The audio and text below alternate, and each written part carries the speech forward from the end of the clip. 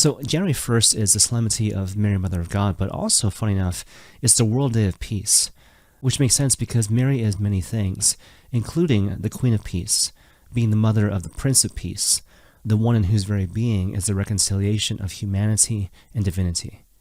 So given all that, I thought it might be kind of helpful right now to spend some time reflecting on the notion of peace, particularly this notion of peace of heart.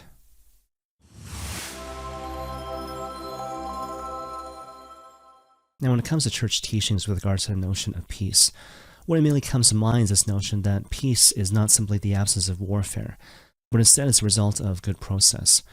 Process involving the ongoing balancing of various factors, things like respect, fraternity, love, that sort of thing.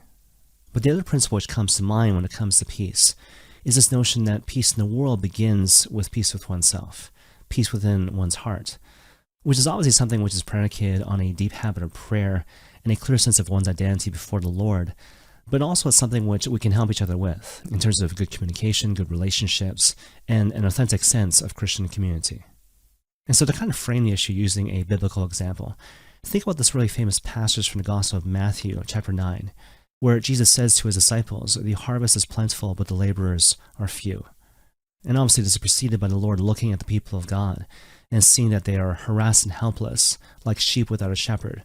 Or perhaps more accurately, they are mangled and cast away, if we directly translate from the original Greek.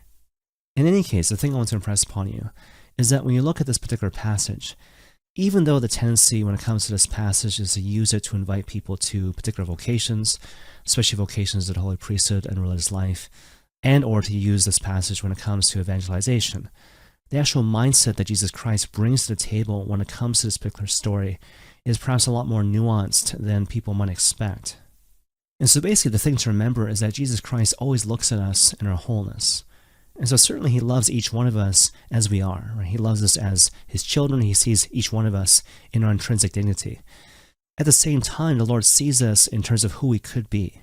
I want you to be free. I want you to be joyful. I want you to have the fullness of peace.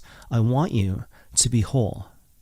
And that's why it's kind of noteworthy that Jordan Peterson, he says that when you encounter people in dialogue or relationship and you think of them as being boring or uninteresting, probably you're not paying attention.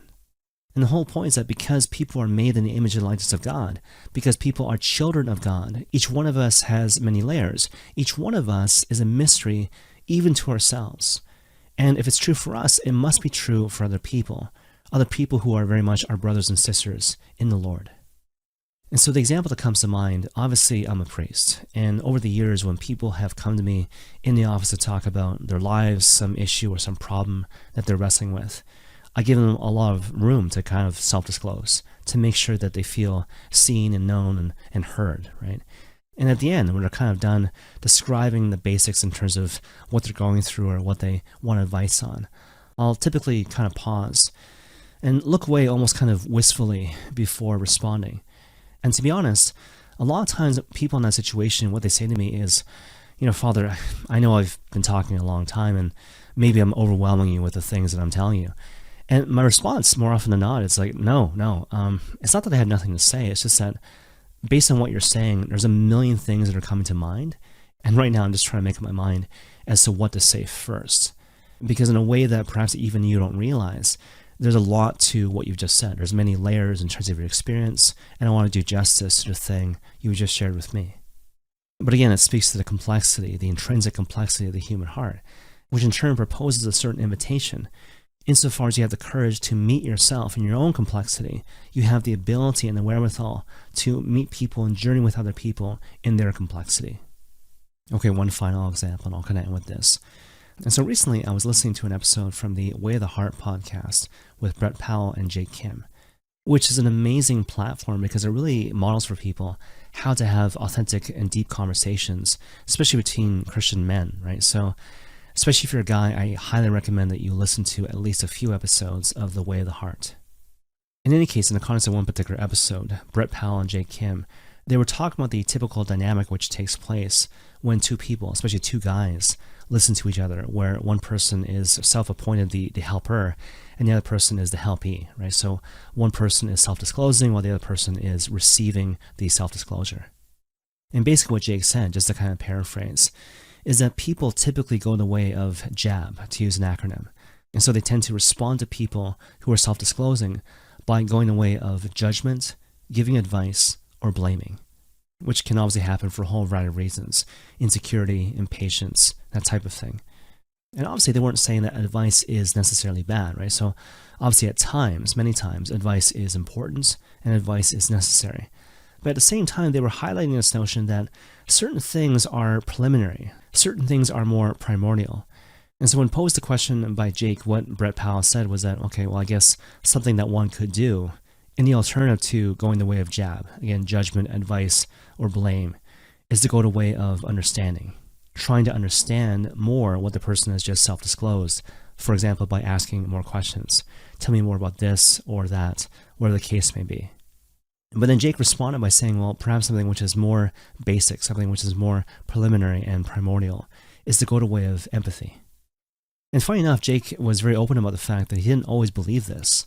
And so the way he kind of explains it, just to kind of paraphrase, I guess he and a bunch of other people were being trained in the realm of therapy, and they realized that one of their fellow classmates was really emphasizing this notion of empathy when it comes to therapeutic relationships, almost to a fault from their particular perspective. And so from their perspective, this particular classmate seemed to be wasting way too much time on empathy as opposed to going, again, the way of advice or some other route. But then Jake went on to say that his perspective on this particular issue changed dramatically when he himself was going through a personal struggle, and he was with this particular classmate who, again, really put the huge emphasis on empathy above everything else. And so the way he basically tells the story, I guess he and his classmate were kind of walking down the path, and Jake was sort of self-disclosing in terms of this particular personal struggle, when all of a sudden this guy, this other classmate, says something to him which made him burst out into tears.